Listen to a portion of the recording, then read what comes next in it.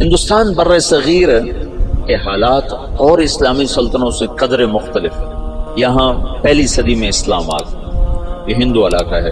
یہ جو سری لنکا ہے، یہاں عرب تاجروں کے ذریعے سے یمن سے جو آتے تھے بحری جہاز، ان کی تبلیغ سے یہاں اسلام آ گیا، اور یہاں کا جو راجہ تھا وہ تو مسلمان نہیں تھا، لیکن عوام الناس میں اسلام آ گیا۔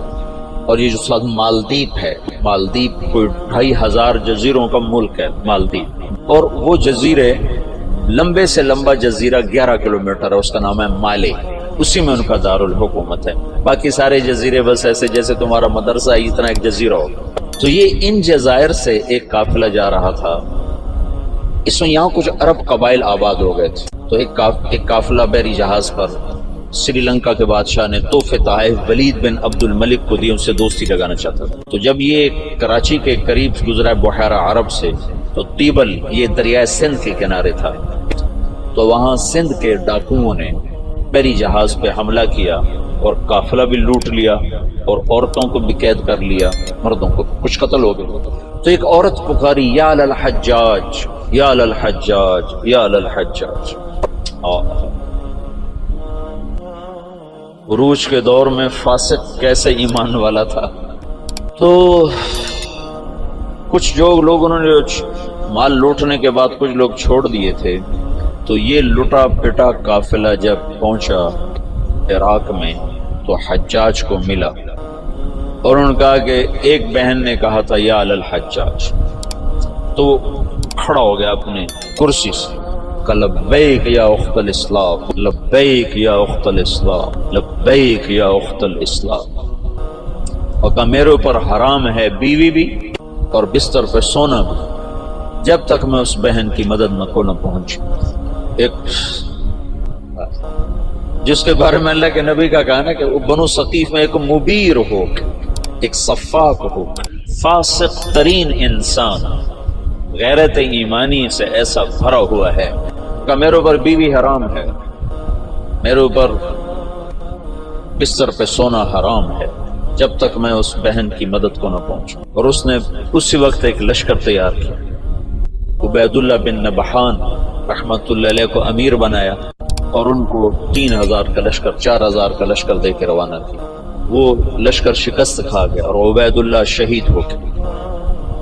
پھر اس نے دوسرا لشکر روانہ کیا، بطیل بن طفہ رحمت اللہ علیہ کی سرکردگی میں، وہ بھی شہید ہو گئے، اور دونوں لشکروں کو شکست ہو گئی۔ پھر اس نے شامی قبائل جو عرب کے قبائل جو شام میں آباد تھے، ان کا عراقیوں سے بڑا مختلف مزاج تھا، تو اس نے ولید بن عبد الملک سے اجازت چاہی کہ مجھے سندھ پہ حملے کے لیے شام سے لشکر، اور میرا خزانہ ختم ہے، مجھے پیسے بھی دیں۔ تو ولید نے کہا میں یہ محاذ نہیں کھول سکتا، ابھی ترکستان میں محاذ کھلا ہوا ہے، شمالی افریقہ میں محاذ کھلا ہوا ہے، چین کی طرف محاذ کھلا ہوا ہے، میں چوتھا محاذ نہیں کھول سکتا۔ تو حجاج نے کہا جتنا پیسہ مجھے دو کے قرضہ ہے، اور میں یہ دگنا کر کے بیت المال میں واپس کروں گا۔ تو شامیوں کا 4000 کا لشکر تیار، اور اس کا اپنا سگا بھتیجا تھا محمد بن قاسم، اور حجاج نے اپنی بیٹی زبیدہ اس کے نکاح میں دی ہوئی تھی، اس کو منتخب کیا، اور اس کو 12000 کا لشکر دے کے روانہ کیا، اور باقی جو ساز و سامان تھا وہ سمندر کے ذریعے سے بھیجا، اور ہر 3 دن کے بعد اس کے پاس خبر آتی تھی۔ اس نے ڈاک کا ایسا نظام بنایا کہ ہر 3 دن کے بعد خبر حجاج تک پہنچتی تھی۔ اس طرح راستے میں چوکیاں قائم کی، اور پورے جنگ کا نقشہ حجاج بصرے میں بیٹھ کے خود کنٹرول کر رہا تھا۔ تو یہ بدھوں کا شہر تھا، جو دیبل تھا نا بدھوں کا، تو اس میں ایک بڑا گنبد تھا، اس کے اوپر ایک جھنڈا تھا۔ تو ان کا یہ عقیدہ تھا جب تک یہ جھنڈا نہیں گرتا اس سے شہر کو شکست نہیں ہو سکتی۔ تو مسلمانوں نے زور لگا لیا، حجاج بن یوسف نے ایک توپ بھیجی تھی، توپ منجنیق، پتھر پھینکنے والی، وہ اتنی بڑی تھی اس کو 500 آدمی کھینچتے تھے، تو اس کو بحری جہاز پہ بھیجا تھا۔ تو وہ نصب تھی، اور توپ اس گنبد پہ نشانہ نہیں فٹ ہو رہا تھا۔ 10 دن 12 دن 15 دن گزر گئے، گولے جاتے تھے، گنبد پہ نہیں لگتے تھے۔ تو حجاج بن یوسف نے وہاں سے خط لکھا کہ اس توپ کا زاویہ 1 درجہ نیچے کر کے فائر کرو، 1 درجہ نیچے کر۔ اور محمد بن قاسم اس دن خود توپ پر آئے، ان کا آج میں خود پھینکوں گا۔ تو محمد بن قاسم نے خود اس کو کھینچ کے جو پھینکا تو پہلا ہی پتھر جا کے جھنڈے پہ لگا اور گنبد پہ لگا اور گنبد ٹوٹا تو شہر والوں نے ہتھیار پھینک دیے۔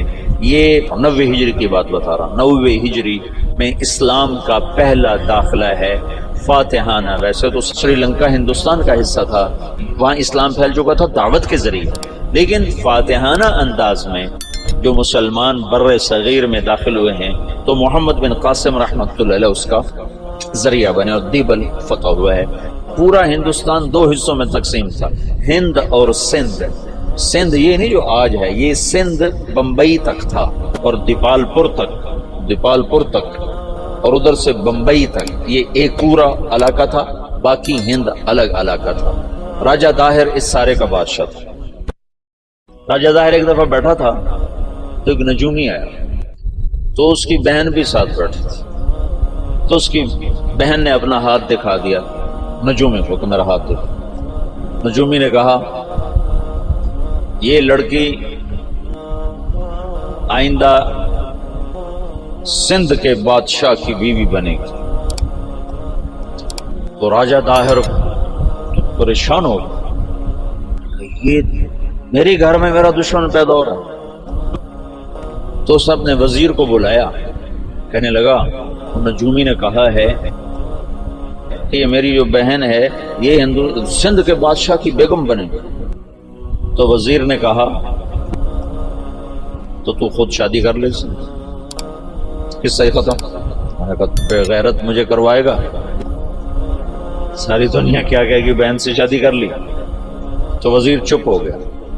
اس نے ایک بکری لے کر اس پر مٹی کی تہ پہلے اس پر اچھی طرح لگائی، پھر اس کے اوپر باریک مٹی ڈالی، پھر اس پر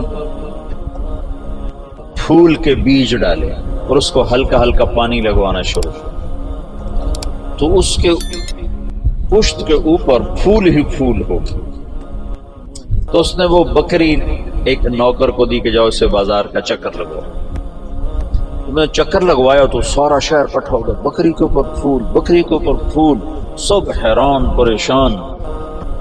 اگلا دن کا پھر چکر لگاؤ، پھر لوگ اکٹھے ہو گئے، اگلا دن پھر چکر لگاؤ، پھر تھوڑے ہو گئے، پھر چوتھے دن اور تھوڑے ہو گئے، 5 دن اور، 6 دن اور، 7ویں دن کوئی بھی دیکھنے نہیں آیا۔ تو وہ بکری لے کر داہر کے پاس آ گیا، کہنے لگا اس بکری میں تیری کہانی لکھی ہوئی۔ وہ کیسے؟ تب پہلے زیادہ لوگ تمہیں گالیاں دیں گے، پھر اسے تھوڑے گالیاں دیں گے، پھر اسے تھوڑے گالیاں دیں گے، پھر ایک دن چپ کر جائیں گے، تو اسے شادی کر لی۔ اس بکری سے اس نے اس کو دلیل سمجھائی، تو اس کم وقت نے حکومت کے لالچ میں اپنی بہن سے شادی کر لی۔ حالانکہ ہندو بھی بڑے غیور، بڑے غیرت والے، یہ راجپوتوں کی تاریخ ہے، بہت غیور لوگ ہوتے تھے۔ یہ تو آپس کی لڑائیوں کی وجہ سے بے وقوفی کی حد تک آپس میں لڑتے تھے، تو غیروں کو ان پر چھا جانے کا موقع اس وجہ سے ملتا تھا۔ تو وہ اس نے اپنی بہن سے شادی کر لی۔ جب محمد بن قاسم حملہ آور ہوا تو راجہ داہر سندھ بمبئی دیبال پور تک کا حکمران تھا، تو روہڑی کے قریب ان دونوں لشکروں کی پھر جنگ ہوئی۔ تو اس سے پہلے محمد بن قاسم نے لکھا حجاج بن یوسف کو کہ سارا سندھ اکٹھا ہو چکا ہے اور میرے ساتھ صرف 12,000 مدد کے لیے لشکر بھیجو۔ تو فاسق اور صفاق کا خط سن، حجاج کا خط آیا کہ اللہ کے رسول کا فرمان ہے 12,000 کو کمی کی وجہ سے شکست نہیں ہو سکتی، اور تم 12,000، لہذا تمہیں اس وجہ سے شکست نہیں ہو سکتی کہ تم تھوڑے۔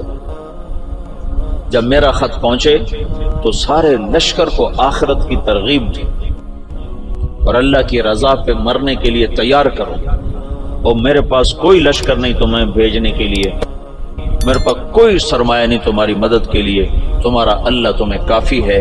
یہ حجاج کا خط تھا محمد بن قاسم کے نام۔ تو پھر انہوں نے روہڑی کے قریب دریائے سندھ کتنا پھیل جاتا ہے، انہوں نے وہاں سے دریا پار کیا، اور روہڑی کے آس پاس اب بھی اس کے کھنڈرات ہیں۔ یہ خوفناک جنگ لڑی گئی جس میں راجہ داہر قتل ہوا، اور اللہ تعالیٰ نے مسلمانوں کو فتح دی اور محمد بن قاسم ملتان تک 92 ہجری میں 90 میں داخل ہوا، 92 میں 2 برس کے بعد ملتان پہنچا، اور اس کے حسن سلوک سے لوگوں ہندوؤں نے جو مسلمان نہیں ہوئے تھے انہوں نے محمد بن قاسم کے بت بنائے اور اس کی پرستش کرتے رہے۔ یہ اس طرف سے 92 ہجری میں اسلام داخل ہوا۔